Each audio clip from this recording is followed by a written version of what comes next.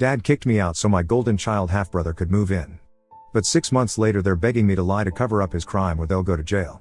I, male, turned 18 about 4 months ago and my dad kicked me out 6 months back because my jerk half-brother Derek, 24M, decided that he was moving back here, and he didn't want to rent out a place like a normal person, so he wanted to live with my dad. For context, Derek is my dad's son from his first relationship.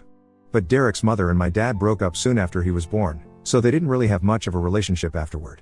Derek is a lot closer to my dad than he is to his mother, so we spent a lot of time together growing up because he would come over more often than was required legally as per his custody arrangement. I'm pretty sure that he was supposed to spend half of the month with my father, but I remember being around him all the time, or maybe that was just my brain exaggerating things because I hated spending time with him, but my dad forced us together. I also know for a fact that he didn't like me much and saw me as a threat to him. My mother passed away a couple of years ago after a long battle with lung cancer, and that's when things started going downhill with me and my dad. Don't get me wrong, things have been bad between me and my dad ever since I was a kid. I guess my father didn't really want a kid like me. Or maybe, he didn't even want a kid at all. Whatever it was, he treated me weirdly when I was little, and it almost always felt like he didn't want me around most of the time. He would always be mad at me and yell at me for the smallest things. He would never show me any affection, and even when I tried to win him over, it would be met with nothing but coldness. But with Derek, he was a different person altogether. Whenever Derek would be around the house, he would suddenly turn into the best father in the world and do everything that I wanted him to do with me. He forced him and I to spend time together, even though both of us had made it very clear that we didn't like each other. Derek didn't like me because I was a threat, and I didn't like him because he would always bully me when I was a kid. He would always try his best to lock horns with me and push me around all the time just because he could. He knew that he would get away with it too, because my father would never say a word against him. Whenever I would complain to my dad about Derek being rough with me, he would tell me to suck it up and deal with it because that's apparently how boys were supposed to play, and he didn't want me to grow up and be a pansy. And I thought that's what my father wanted from me. So eventually, I learned to suck it up and just let it happen. I would never fight back, because I didn't want to piss my dad off, and I knew that fighting with Derek was one sure-shot way of having him yell at me. It didn't even matter if Derek was screwing things up for me or not. If I fought with him, I was always the one in the wrong. My dad never cared about the story. Whatever happened, I was the bad guy. It was pretty obvious that he had a favorite, and it wasn't me.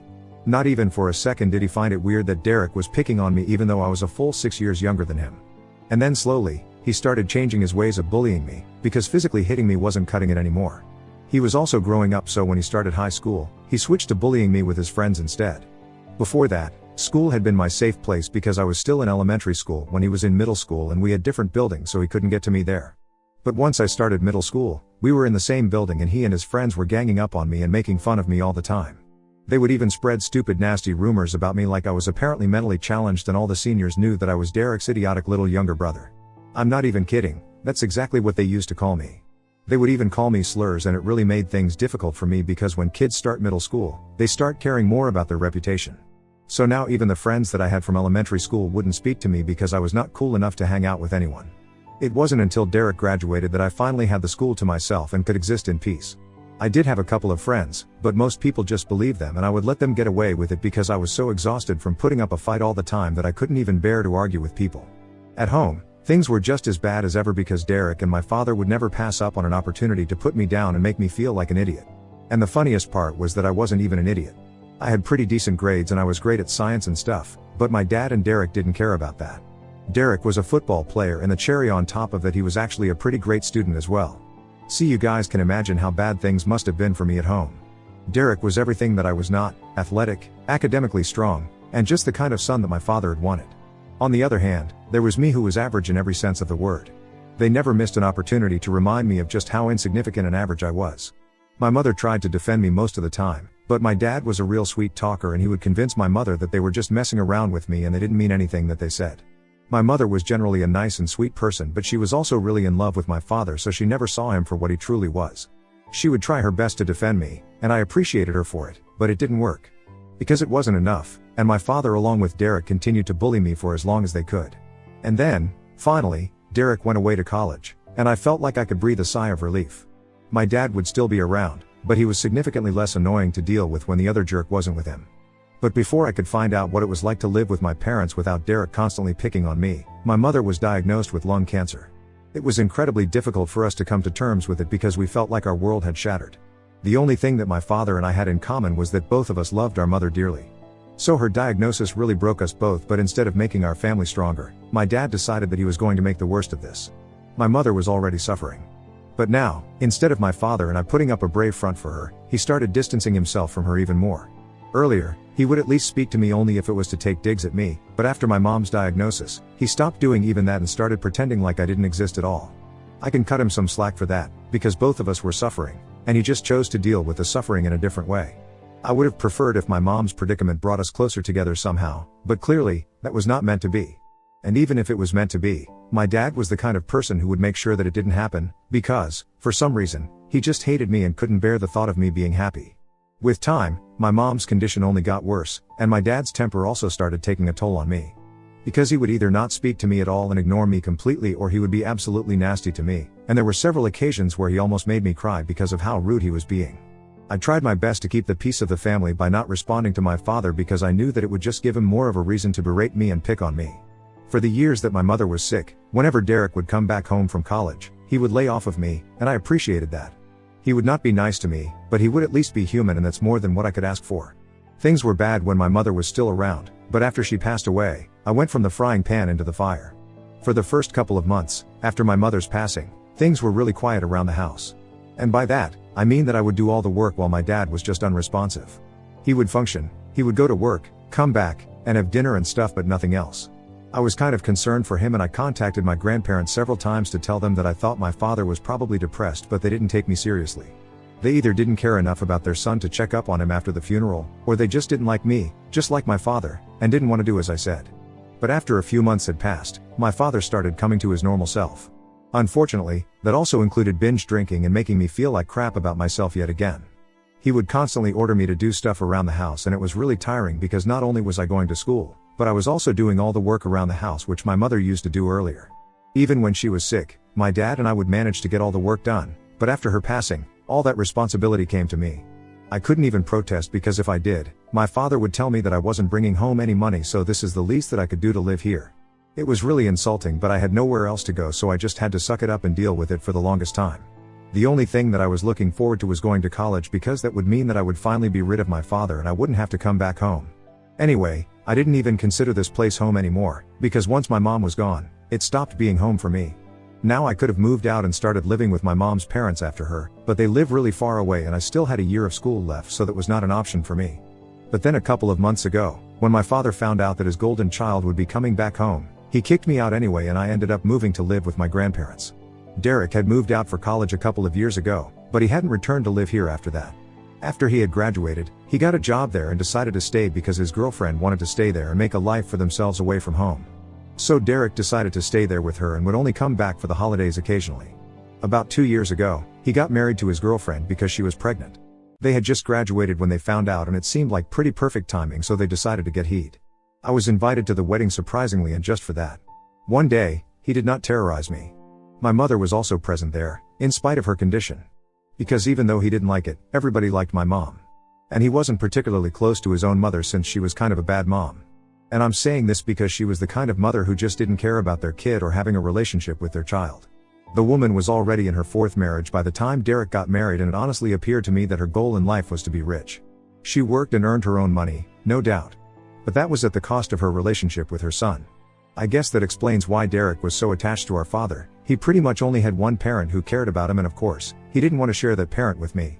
Anyway, Dad got married, and soon after, he had a kid as well. They have been living happily there for the past 2 years, but I don't know why. For some reason, 6 months ago, they decided to move back. My dad just informed me about it, like, 2 weeks before Derek was supposed to come home. He was really smug about it as well, and he sat me down one day and told me that I needed to find a place to live because Derek would be coming back home and I had to give up my room. We had 3 bedrooms, so I asked him why they couldn't just use the guest room. So he told me that Derek and his wife were going to live in the guest room and they were going to use my room as the nursery. It was apparently imperative that I leave the house because I was already enough since I was going to be an adult in just a few months. I thought it was really unnecessary and selfish of my father to demand that I leave the house altogether. Just because he wanted to move back here with his family. I tried to fight with my father, but there was no talking to him because he had already made up his mind. He told me that I had 2 weeks to clear out, and after that, if I didn't leave, then he would call the cops on me. Now, I am aware that there must have been some legal way to fight this and prevent it from happening, But at the time, it didn't occur to me and I was really panic-stricken because I didn't trust my father and I knew that he was fully capable of kicking me out without notice. So I started rushing to find a place for myself, but eventually, I settled on moving in with my grandparents.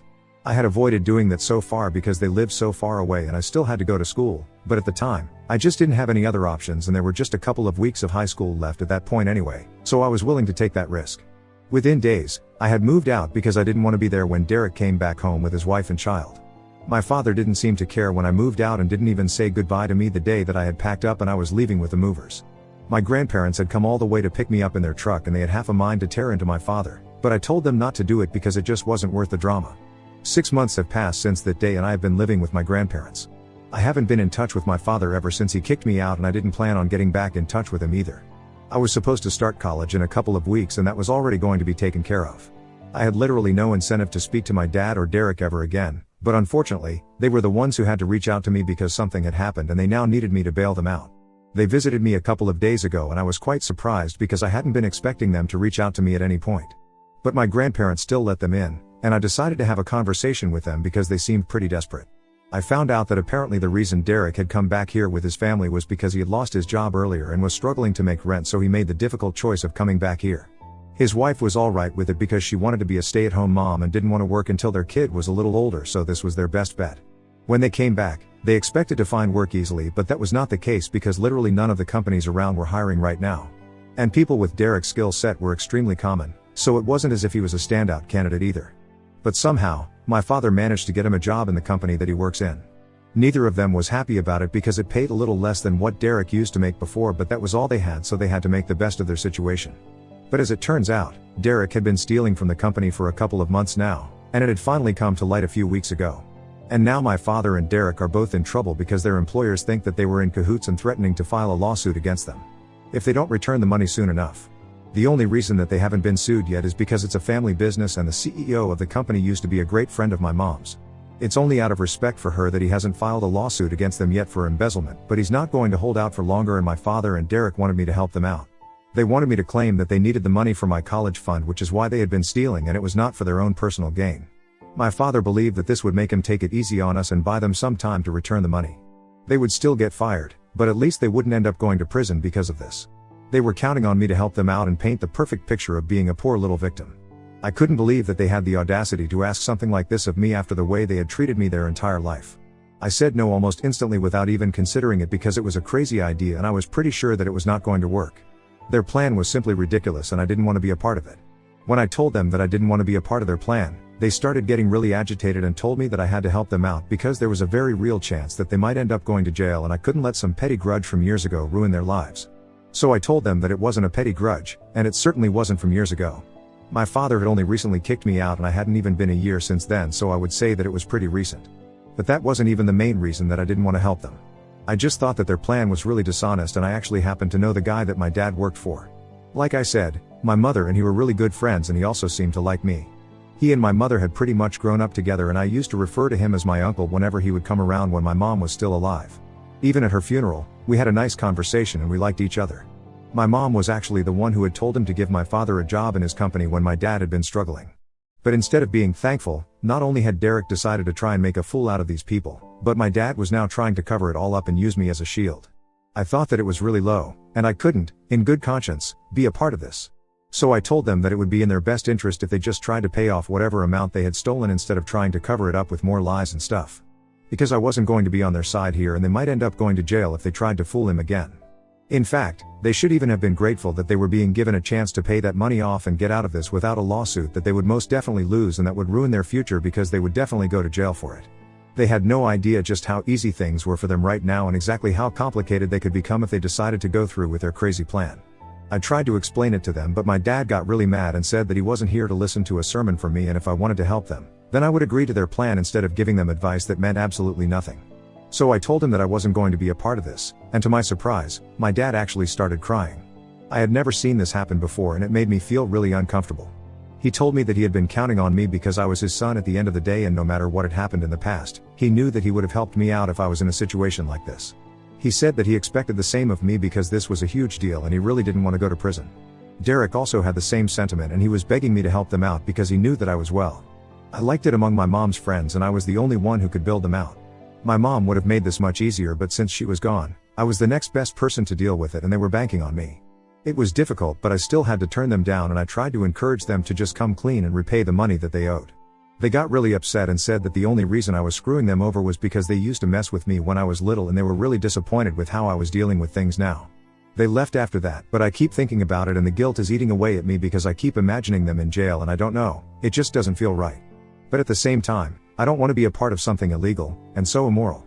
It would be an insult to my mother as well because I would technically be using her friendship and manipulating a really good friend of hers. I'm really conflicted right now about what I should do, and time is of the essence at the moment because it's not like my dad and Derek have forever to pay off their debts. So Ida for not wanting to lie and cover up for my dad and my half-brother, who bullied me my entire life. Update 1. I have made a decision and I think I'm gonna stick to not helping them out. Not only is it immoral and unethical, it's just straight up illegal. And I don't want to be a part of something like this, so if my dad and Derek want to stay out of jail then they will just have to sort this one out for themselves. And it's not even like they are in some grave danger, they have been given the opportunity to set things straight, repay all the money that Derek stole, and get out of this without tarnishing their reputation. They can choose to return all the money and fix this for themselves. So I have no reason to feel guilty. Most of the comments here suggested that I stay out of this, not just because my father and Derek were terrible people, but also because what they were doing was really horrible and I wouldn't be able to have this on my conscience and move on with it like they would be able to. It's clear that we are not made of the same stuff and I would not want to do something like this. So that's why I have chosen to stay out of it, and if they contact me after this, I will block them. For the record, they are already blocked everywhere. But I'm sure that they might use some different numbers or social media accounts to get to me. My grandparents also think that I'm doing the right thing by staying out of this because this is a mess that they made, so now they have to clean it up. It doesn't make sense to expect anything of me after the way they treated me for so long. Update 2. Hi. So my father reached out to me today through text, just like I had expected. It's been 8 days since he visited me last and we haven't spoken since then. As I had said, he used a different number that I wouldn't recognize to call me and I absent-mindedly answered the call as well. The second that I picked up the call, I hung up when I heard my father's voice on the other end. But I was a little too slow in blocking him, so he was able to text me and I received the text as well. He messaged me saying that he knew that I didn't want to discuss this any further, but he and Derek were in huge trouble and really needed me to help him out because their employer was breathing down their neck and threatening them every single day to return the money or else he would file a lawsuit against them. It made me feel very guilty, but I texted him back and told him that I wouldn't be helping him and he really should start looking for other ways to return the money instead of running away from the problem. Then I blocked him and I hope that he understands where I'm coming from. Even if he doesn't understand it, I just hope that he does the right thing. I would hate to have a father in prison. Update 3. Hey, so I haven't heard back from my father yet, but my grandparents told me that they had got in touch with my mom's friend, the CEO, to ask him what he was planning to do. We haven't contacted him before because he's a busy man and we didn't want to try too hard, but we needed to know what was going on, and speaking to my father or Derek was not an option anymore. So my grandpa spoke to him, and he told us that he was still planning on filing a lawsuit if he didn't receive the money back in a couple of months. He told us that he was willing to let it all pass because of his friendship with my mother, but he couldn't forgive the debt. And honestly, I respected that. He was being way more lenient than most people would have been in a situation like this. He even apologized to me and told me that he was sorry that this was happening to me, but I told him that it was no big deal, since I don't even live with my father anymore and he kind of deserves this. So, we don't know what is going to happen, but I think my dad is clever enough to know that he should really pay the amount back somehow so he doesn't end up in jail. It's going to take a while, but I'm sure that they'll do it and I have nothing to worry about. I also had a long chat with my mom's friend, and he told me that my mother had spoken to him before she passed away and said that if I ever wanted to intern somewhere for some quick cash, or maybe if I just wanted a job in general, his door would always be open. So that's nice to know and I'll keep that in mind going forward. Even after she's gone, my mom is still looking out for me and that really makes me happy.